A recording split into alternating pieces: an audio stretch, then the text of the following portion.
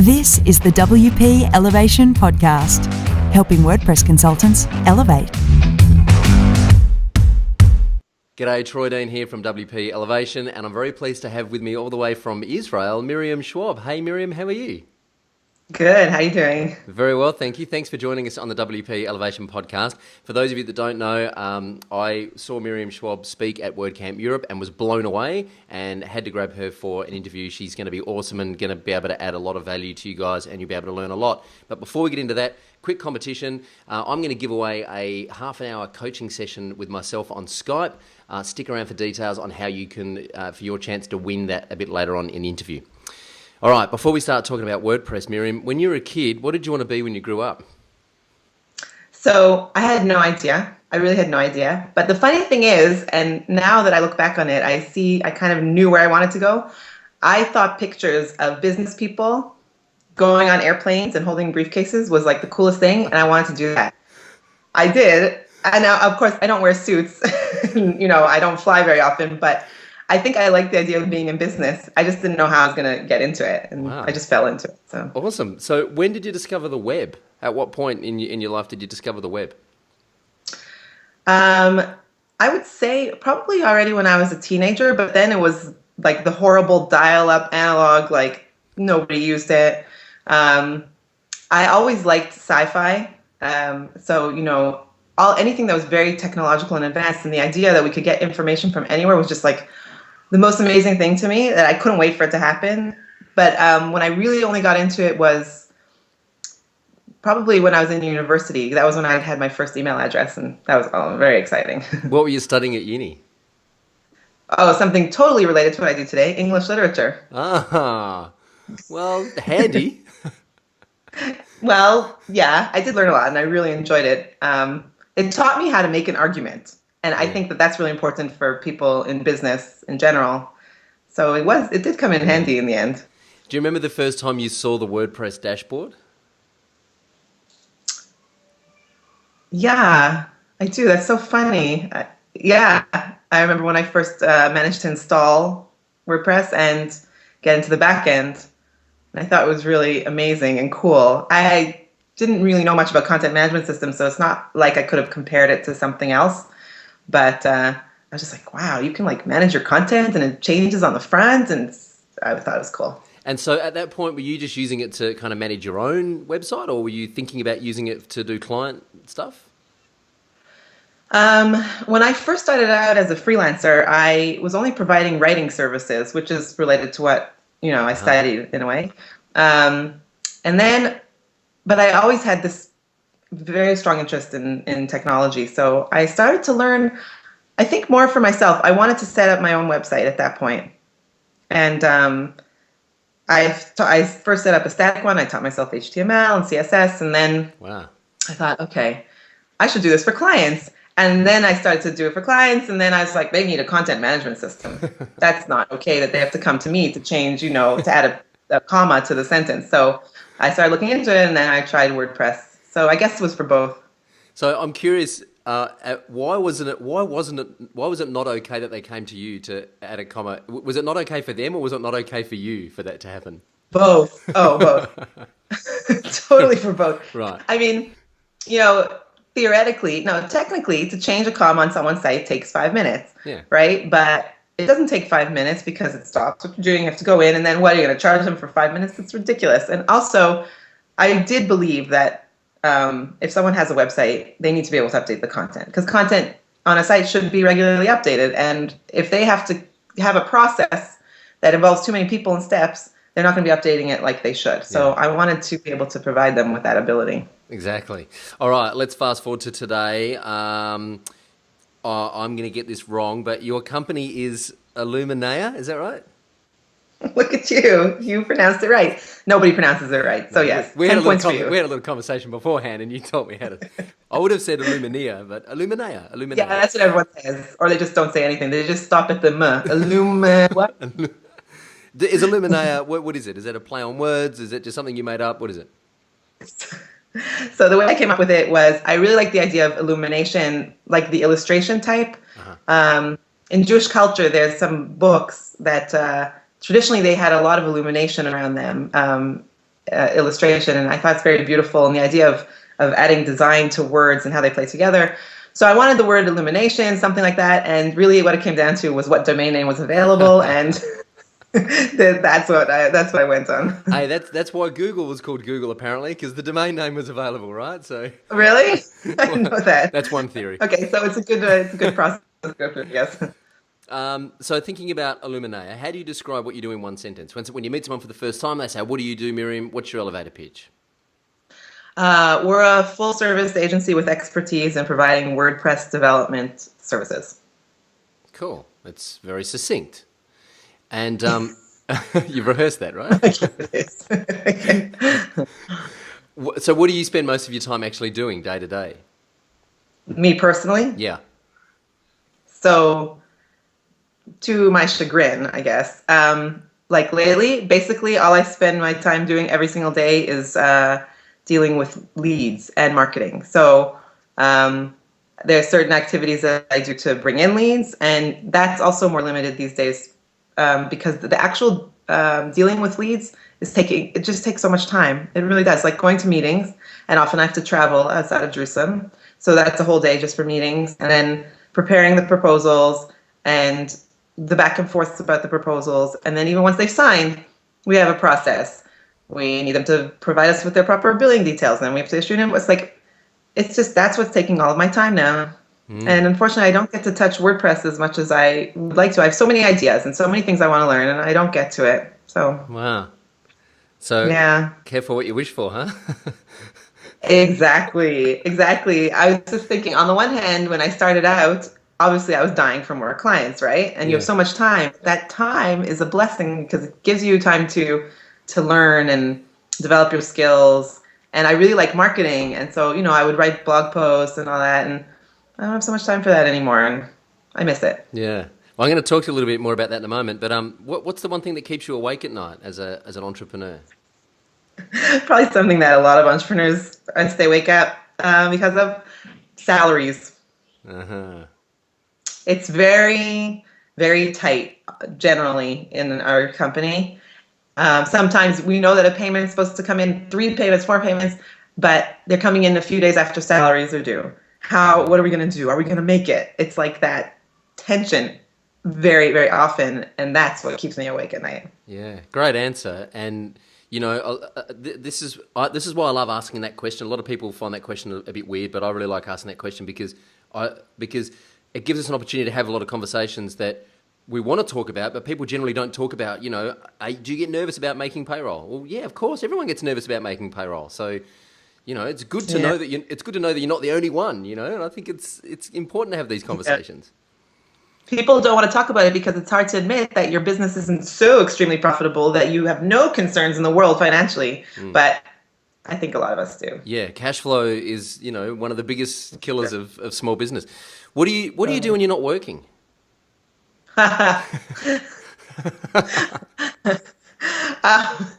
I am working in my other job as a mother. Really, I have very little time where I'm not actually working. Yeah. In one thing or another, unfortunately. We're gonna talk about your kids in a minute. You list on your website, on the Illuminea website, you list your milestones, like the number of websites you've built, the number of WordCamps you've organised. Why do you think celebrating milestones is important? So we actually only recently started doing that. I've been thinking about it for a while, but we finally implemented it as part of our marketing. And it's concrete. It's like everyone can relate to a number. And when you have good numbers to show, and I think, thank God that we do have good numbers, then flaunt it. That's what shows where you've been. And I think that's a very good marketing tool if you can do it. Yeah. Does it also feed into your morale within the organisation that you can look at it and it's like a board of achievements? Totally. I remember when one of my coworkers, Rebecca, she was my first employee and she's been with me the longest. She pointed out to me, because we keep a list of all the websites we've built. Every time we build one, it gets added to the list. Otherwise, we'll totally forget. And she's like, we reached 100. And I totally hadn't even noticed that we were reaching 100. I was like, oh my gosh, it's amazing. So yeah, it's a thing to celebrate. Yeah, that's great. All right, let's dive a little bit deeper into Illuminea. You founded Illuminea after having your fourth child. Right. What, were you just bored? Did you have too much time on your hands? Like, why? 4 kids and then you start a business? What's going on? I know, it's ridiculous. I definitely have a crazy side to me. I think that some of the things that I do are just not normal. But I'll explain why I did it at that time. So that year when I was pregnant, 3 of my kids all had chickenpox. Like, not at the same time. It was one after the other. And so I was like constantly calling my boss at that time and going, I can't come to work today. And it was just ridiculous. Plus, with more kids, there's more things that can go wrong outside. Well, not wrong, but like mean that you need to go outside of your general schedule. So I realized that I was no longer employee material. Like, I just couldn't, because I had to come into work late sometimes. I had to leave work early sometimes. And there's always something. A kid's sick. There's a school meeting. There's a who knows what. So I needed more flexibility, but also I needed to feel like I was making more of an impact on the world. Not that I'm changing the world, but I needed to feel like what I was doing had more meaning in a bigger picture. So one of my big goals was actually to create jobs, because Jerusalem is actually not the business center of Israel. It's very hard to live here from that point of view. I wanted to create jobs. I wanted to learn. For myself, I wanted the opportunity to be creative and develop my own skills. And I didn't have that in a job. So I went and started on my own. Wow, that's awesome. That's great. Tell us about the first few months of being in the business and starting the business. What was that like? Were you working from the kitchen table? What was going on? Basically, I worked from the kitchen table. Then we set up like a tiny desk in our bedroom. Terrible idea. Do not work in your bedroom. So that's basically how it was.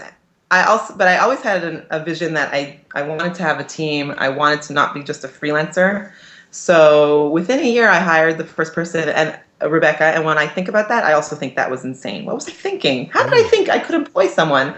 How did I think that I was going to make her salary every month and be a good manager or anything? But whatever. I think being an entrepreneur, you have to like be able to ignore reality or these questions and be like, I can do that. For sure I can. And then you just do it.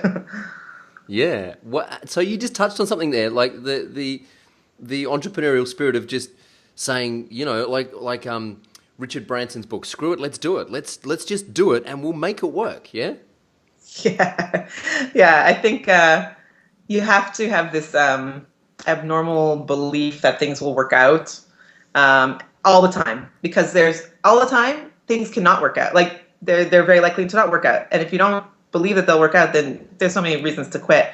But one thing that really kept me going also is my husband has a crazy belief in my abilities. And I think that's really important for a person to have someone in their life, whether it's a spouse, partner, a friend, someone who you can like spill your guts out to and be like, I suck and I'm going to quit. And they go, you don't suck, you're amazing. And you're going to keep on going because you're going to succeed. And that's my husband. So bless him. Wow. Really, what can I say? Wow. Yeah. When you first started out, did you have a big network of clients ready to kind of go, or did you have to try and hustle and go and find them?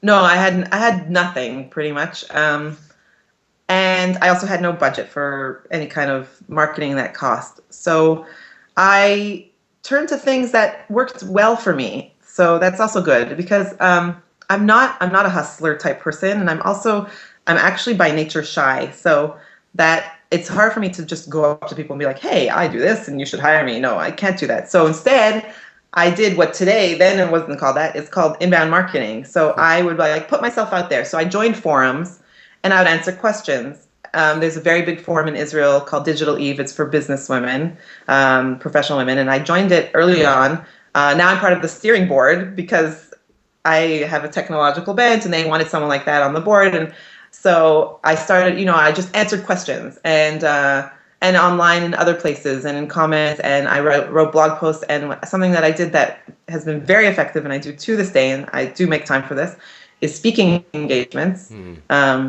I go around the country and I speak at conferences or I speak to groups. Just last week I spoke at Microsoft Israel. No, it was this week. See, I don't even know. It was 2 days ago. Anyways, that is a great way to get business. And then I stand in front of a bunch of people, 50 people, 200 people, whatever it is, and they get to know me, and they see that I seem to know what I'm talking about. I've had people who have heard me speak, and they didn't hire me, but they told their friends. I never even talked to them. They just heard me speak, and they're like, "Oh, you're looking for someone to do WordPress? Well, Miriam knows what she's talking about, so contact her." That is a great way to generate business. It's awesome, isn't it? It's like lead generation on steroids, because you know, it's like, why try and generate one lead at a time when I can generate 100 at a time? Right, and so focused. They're all sitting there because they want to hear what you're talking about. I spoke at a hub in Tel Aviv recently. The topic of my conversation was WordPress for startups. We have a new client, 2 new clients, because of that. And they're startups because they were there. They want to learn about WordPress for startups. Perfectly targeted. It's great. So here's a conversation I have all the time with WordPress consultants, because I'm a big fan of the speaking thing. And I know this isn't in our script, but I just want to explore this for a minute, because I do a lot of speaking. But a lot of people say to me, "Oh yeah, but you've just got all this natural confidence, and you're an extrovert, and you love performing, and you love being on stage." And yes, I do come from a performance background, and all of that is true. But here's you're saying that you're shy by nature, that you're not a hustler. You're not going to just walk up to people and say, "Hey, you should hire me because I'm really good." So how do you get the confidence to then get up on stage and present in front of 50 or 100 people and do your thing?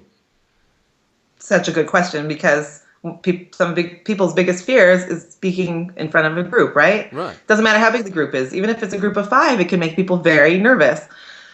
Basically, there are 2 things that contributed to my ability to do it. One is I just made myself start doing it. And when I first started speaking, my voice would literally shake. It was so embarrassing. Yeah. It would shake. And I would just have to like breathe through it and hope that nobody really noticed. But the only way to get over that is to just keep doing it. It's like practice. And then now I have no problem. However big the crowd is, no problem. Just I'll speak in front of them. And the other thing is, I really like to, I mean, it sounds corny, but I like to help people. So I see my speaking as teaching them things that can help them. So I'm not up there to sell myself. I'm up there because I really want to help you. So I'm coming from that point of view, and that comes naturally, more naturally, and then I can do it. You just touched on something golden there.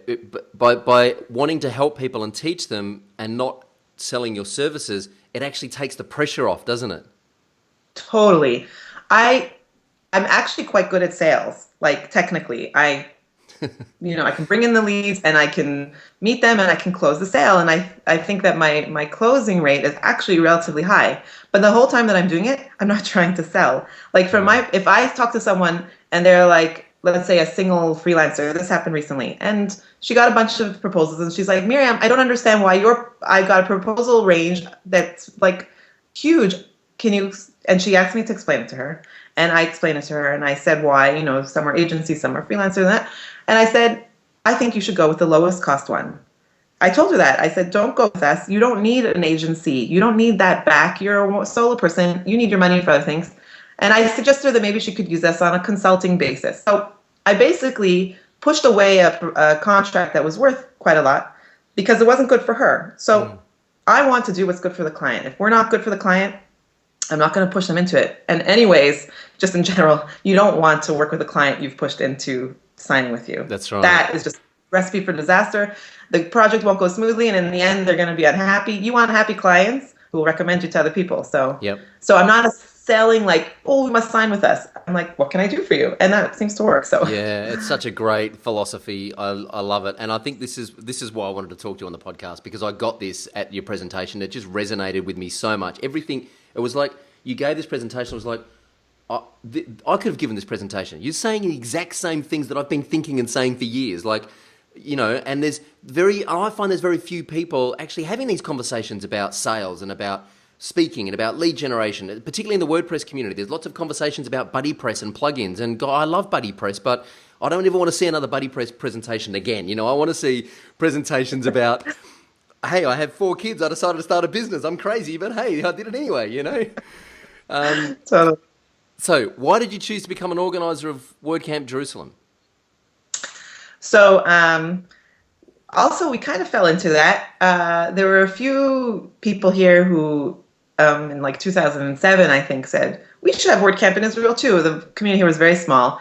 And I volunteered and I helped with the English side of things because they're all native Israelis, and I spoke. And so for 2 years, they organized it in Tel Aviv. And then the third year, it didn't happen. It's very hard to, everyone's busy and they're students and then they're getting jobs, and it's very hard to make it happen. So Rebecca, who I keep mentioning, she's like, we should totally do it. And at that point, my self-confidence said, who are we to organize a conference? That's actually came into play there. I said, really? Us? But and she said, no, we should totally do it. So I was like, okay. So we went for it, and we did it once, and it was good. And we're like, okay, so we'll keep doing it. So we keep doing it since then. That's great. Yeah. Between your... So actually, let's just talk about Rebecca for a minute. Why did you hire your first employee?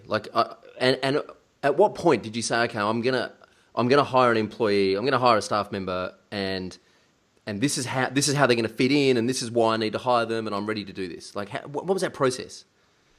So, as I said, I always wanted to have a team. So I was just looking for the right opportunity, the right time to do it, and there were a few things that led me to hire at that point. One was I was about to give birth to my fifth. I don't have 4 kids anymore. I have more. Oh my God. You have 5? Do you have more than 5? I have more than 5. How many kids do you have? 7. 7? Oh my God. I have to change my next question now to 7, not 4. I didn't know that. Yeah. 7 kids. Yeah. So, yeah. Wow. My career is milestones in my career also are, who was I pregnant with at that time? And who had I just given birth to? So, wow. At 7. So that was one thing. And I knew that I had to find someone to take over the client work that I had at that time. And I also had a good client to do that with. It was a retainer. So I started training Rebecca before I gave birth, and then she took over. That was one. So those were the 2 reasons. One is I knew I wanted to grow. I knew I wanted to hire, and also giving birth. So I needed someone else on board. Wow. Yeah. So between your Facebook page, your Twitter account, your own blog, WP Garage, client services, the steering board of Digital Eve Israel, which you're on, speaking at functions, organising WordCamps, and 7 kids, how do you not just melt down and explode? So there's a few things. One is I do melt down and explode. Luckily, it doesn't happen too often. There's no way not to, even with less kids and less on your plate. It's just it can get too much for anyone. So I definitely do. It happened recently. If things go smoothly in my week and according to schedule and all my kids are healthy and well, then I'm great. But 1 week, it had been particularly stressful in general. And then my son decided to try a trick on his bike, which involved him eventually smashing into a fence. And we thought his legs were broken. And anyways, it was ridiculous. So that was just too much. And so I had a meltdown.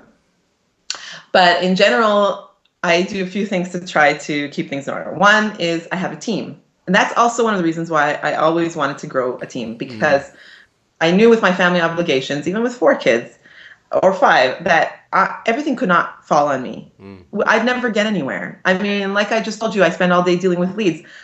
Who would do the work if I win all these projects? I needed to have a good team. So thank God now I do have a good team, and we're even, God willing, hiring for 1, maybe 2 more positions. So my team makes it possible, and I keep my life simple. I know a lot of parents don't, you don't know what your kid really needs, but I've definitely learned over the years, and a lot of what you think your kid needs, they don't need. They don't need you to run around with them. And parents of small kids, your kid is happy if you take them to a park with a slide and a swing. Seriously. So don't make yourself crazy, trying to take them to Disneyland. When they get older, they'll demand, believe me. So make your life easy now, So I keep things simple. I don't like stuff. I don't like things. And there's no keeping up with the Joneses that keeps me busy. No, none of that kind of stuff. So I keep things simple, and thank God that helps. Wow, that's great. You gave a presentation at WordCamp Europe called Learn From My Mistakes, Don't Make Them. And the WordPress space is, everyone in the WordPress business space to more so than any other business space I've been involved in, is quite open about talking about, the trials and tribulations of being an entrepreneur. Do you ever kind of second guess yourself about being open and transparent about your business and about the mistakes that you've made? No, I don't. Because I think that the benefits of the appreciation that people feel when they hear someone else talking about it outweigh the fact that I might be positioning myself as weak. We all have issues and problems, and I think that it's not right that people don't discuss it. I mean, I don't think we should all walk around going, we're a failure. We're not failures. We're human beings, and we make mistakes, and we don't do everything perfectly. And the other reason why I decided, the first time I actually gave a talk like that was at the last Wordcamp Jerusalem, and the response was overwhelmingly positive. People were like, we're all in the same boat. It was like some kind of support group.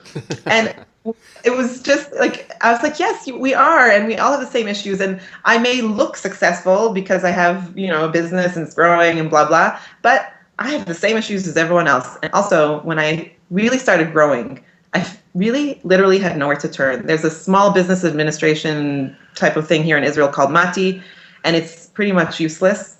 But I thought they could help me, and they couldn't. And I've had consultants and coaches over the years, and in the end, I had to learn everything myself and figure it out through making mistakes.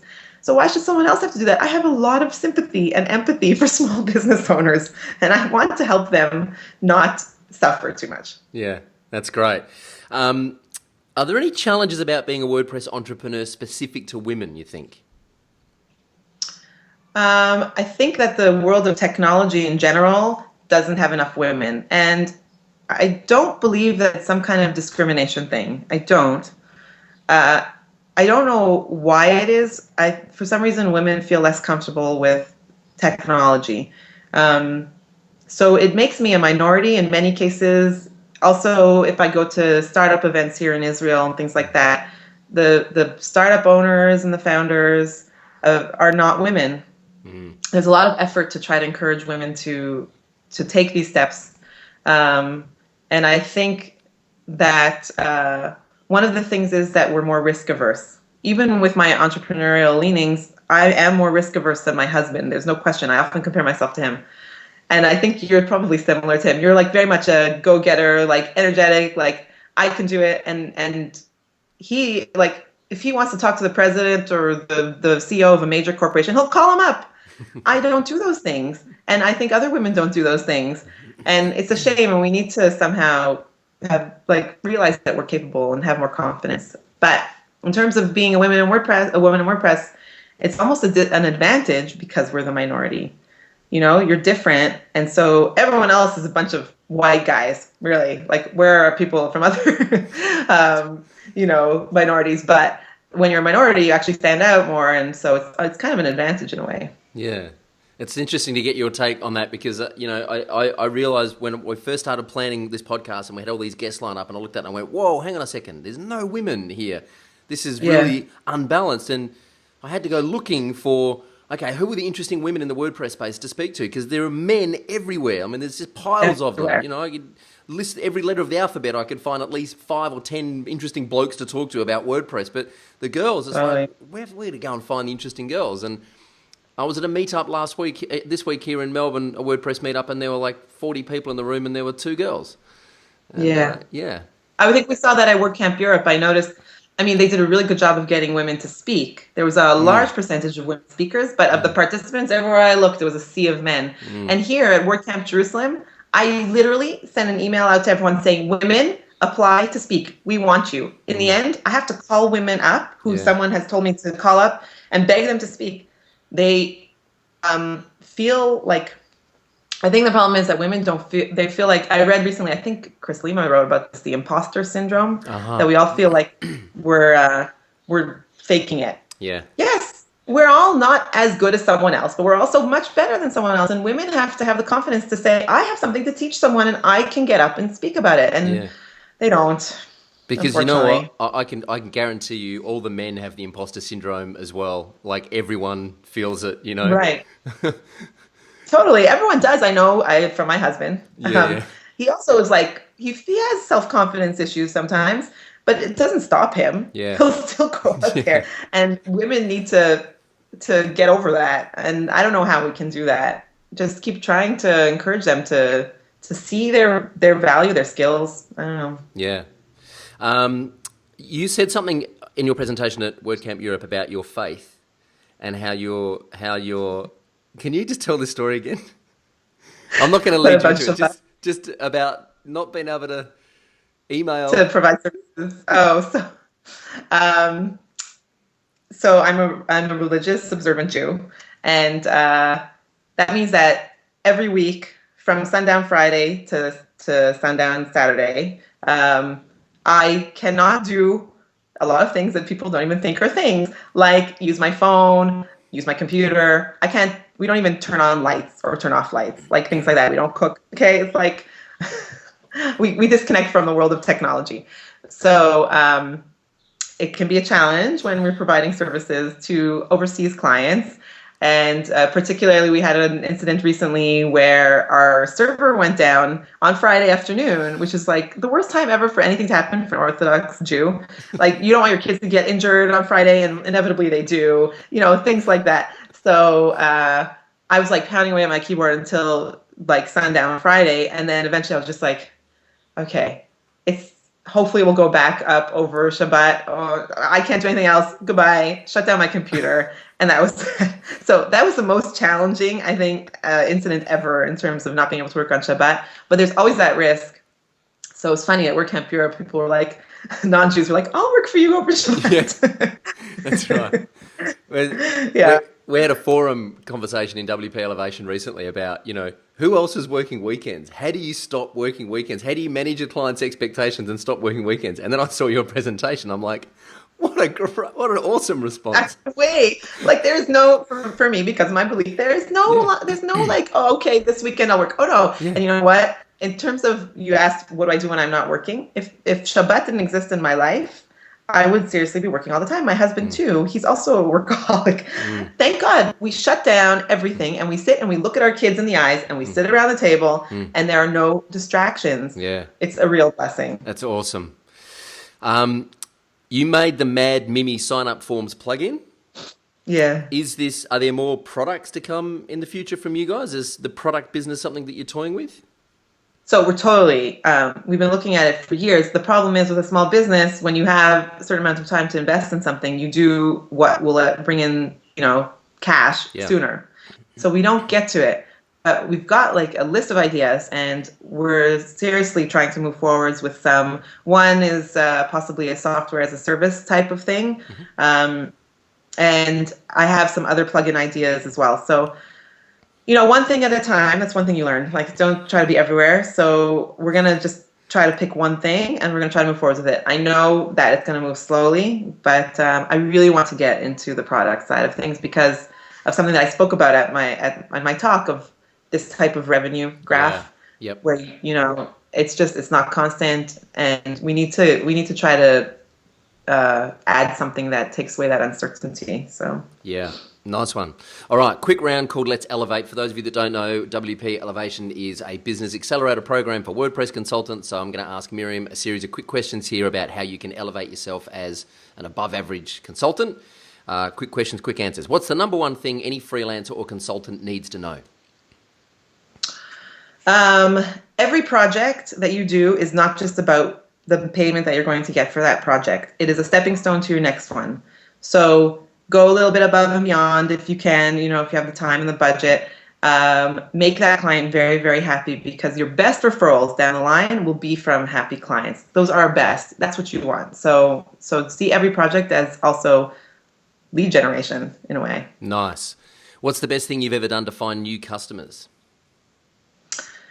It's the speaking, as I mentioned before. Really, if you don't have a lot of money and a lot of time, then preparing a good talk, it takes time, there's no question. But the impact of that can be very huge. And also you can maximize the potential by not just speaking, writing a blog post about it afterwards, sharing it on related forums. If you're being helpful, then people want to see that. And that can get you great exposure to hundreds, thousands of new people. Fabulous advice.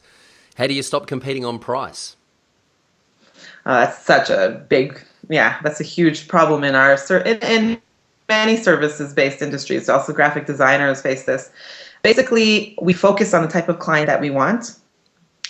We are an agency, so the small businesses, the very small like solopreneurs, we're not their address, and we shouldn't be. They'll do fine with other places, but we know who our client is. Our client is someone who wants the backing of a group of people, not just one person, and that's where I've aimed to be. So in terms of the quality of our service, I really see WordPress as being just like one leg of a four-legged chair or something. There's that, and that's the technical side. But what do you do around the project? We have a very intensive site specification stage.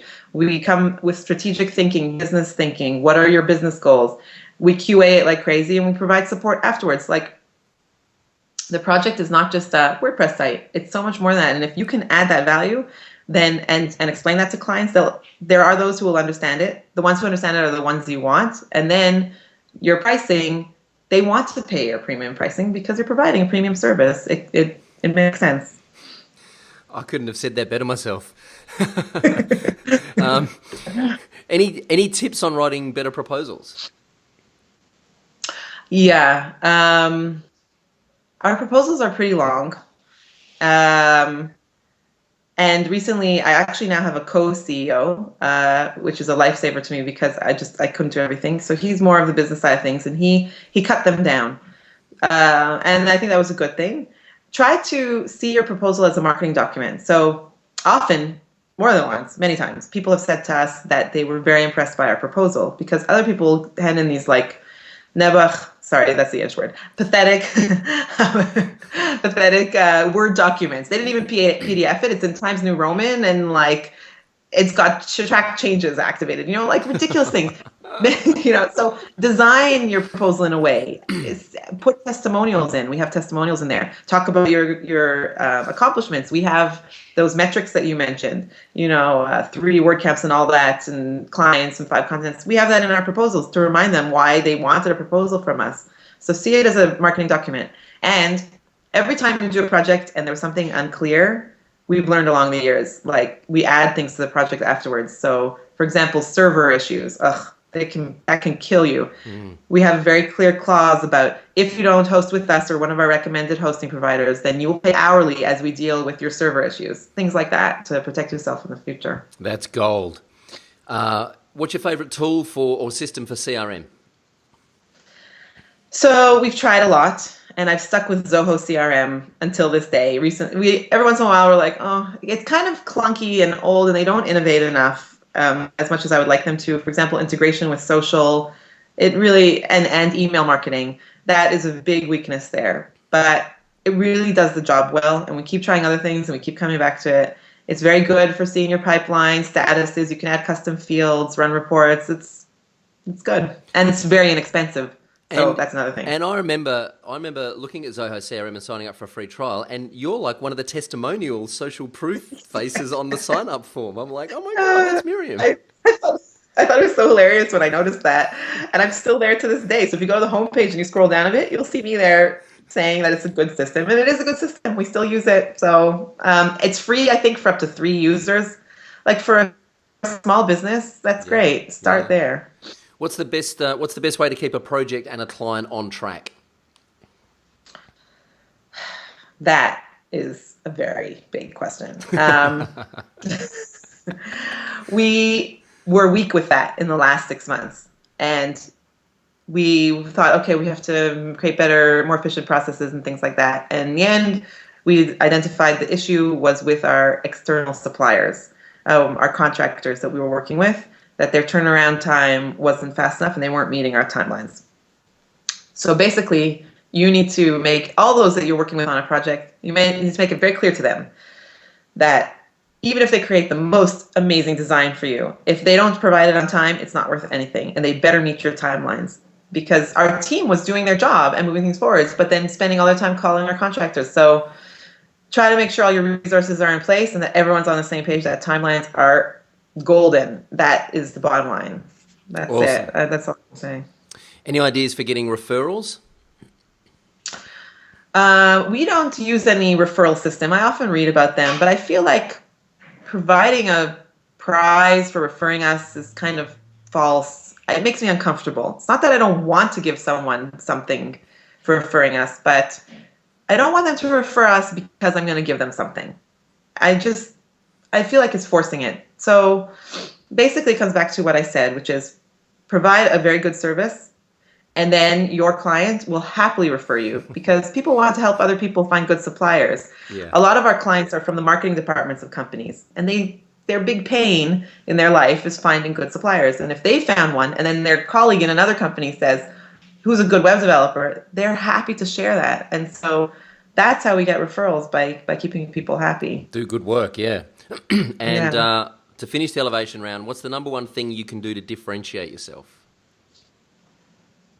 That is a very good question. I think it depends. It differs per company or freelancer. Try to find what makes you unique. So I can just talk about what makes us unique. I often really feel like we don't have direct competition in Israel, which is strange because there's a lot of WordPress developers. But why is that? Because we're in Jerusalem. So our location makes us unique. Most developers are in Tel Aviv.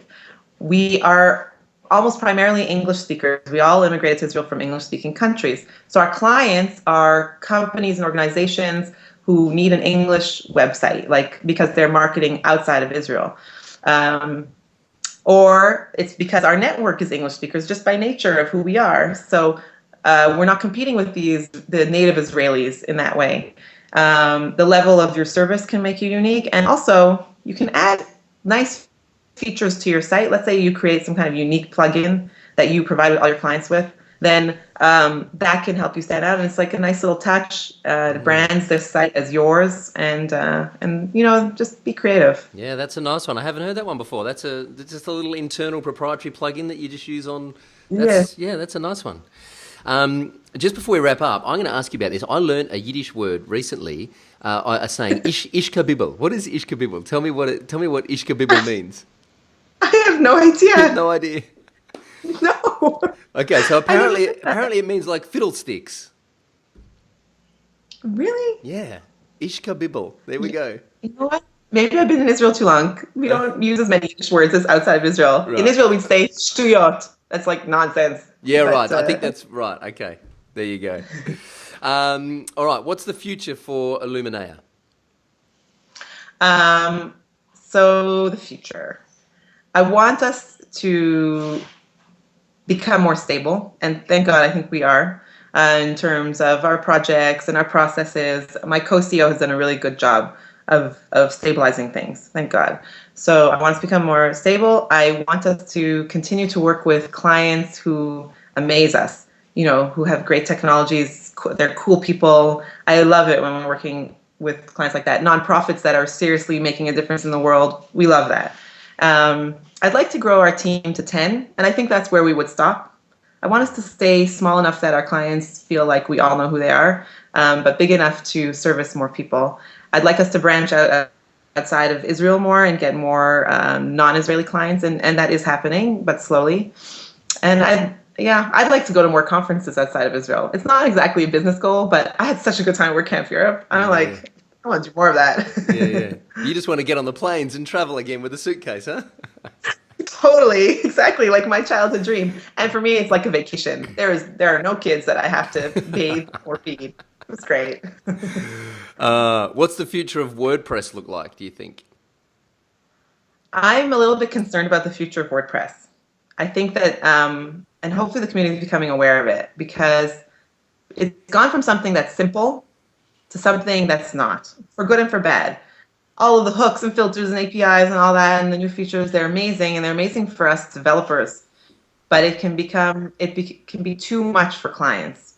I think that ideally, in my opinion, one of the next steps for, let's say, future versions of WordPress would be to cut things, make the admin more simple, make the dashboard something more useful.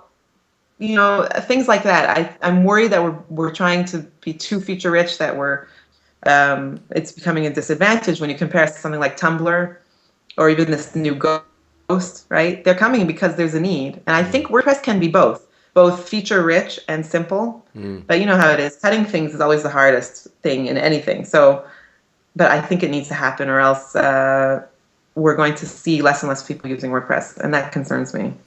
Interesting. There you go. You heard it first from Miriam on the WP Elevation podcast. Just before we say goodbye, I'm just going to give details on the competition. You can win a half-hour coaching session on Skype with myself, and I'll answer any questions about your WordPress business and help you out any way I can. Just leave us some feedback underneath this video and tell us the best thing that you learnt in this interview from Miriam. And I'll get Miriam to come back in a week or so and award the prize. How's that sound? Oh, that's so cool. I love giving prizes. So, yeah. Excellent. Great. Thanks. All right. Hey, what's the number one piece of advice you would give any entrepreneur trying to build their own business?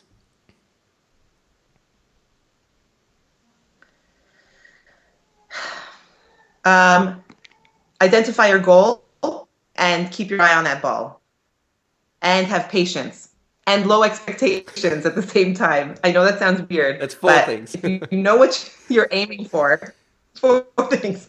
Aim for something and focus on it, but also be patient, because I know I was like, within 2 years I'm going to be profitable in a big company. No. Be there for the long haul, and also just be prepared for things that could disappoint you. And if you have lower expectations, you won't get disappointed, and you'll have the strength to keep going. Yeah, great advice. Where can people reach out and say thank you, Miriam? They can email me if they want. Twitter, you can tweet me. So I'm at Miriam Schwab on Twitter. Or you can email me at Miriam, Miriam, at Illuminea.com, which is hard to spell and say, but that's where you can find me. I'll put some links in the show notes. Thank you very much for that. And finally, who would you like me to try and interview, and why? So that was a good question that you gave me, and I was thinking about it. And there's a guy in Israel. His name is Rami Yushayev, and a lot of people recently have been speaking about a service that he developed called WP Generator, I think it's called.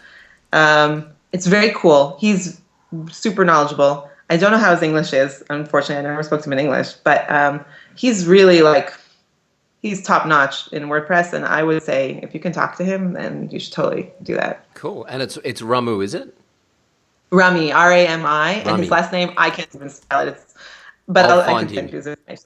Yeah. No worries. I've got a team of detectives that go and find these people all over the world and get them on the podcast. Okay, so we'll find him. Hey, Miriam, thank you very much for spending almost an hour with us here on the WP Elevation podcast. I really appreciate it. I wish you all the best for your future and the future of Illuminea and your 7 kids. Are there any more kids in the planning?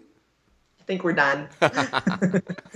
Awesome. Well, thank you very much for spending some time with us, and all the best.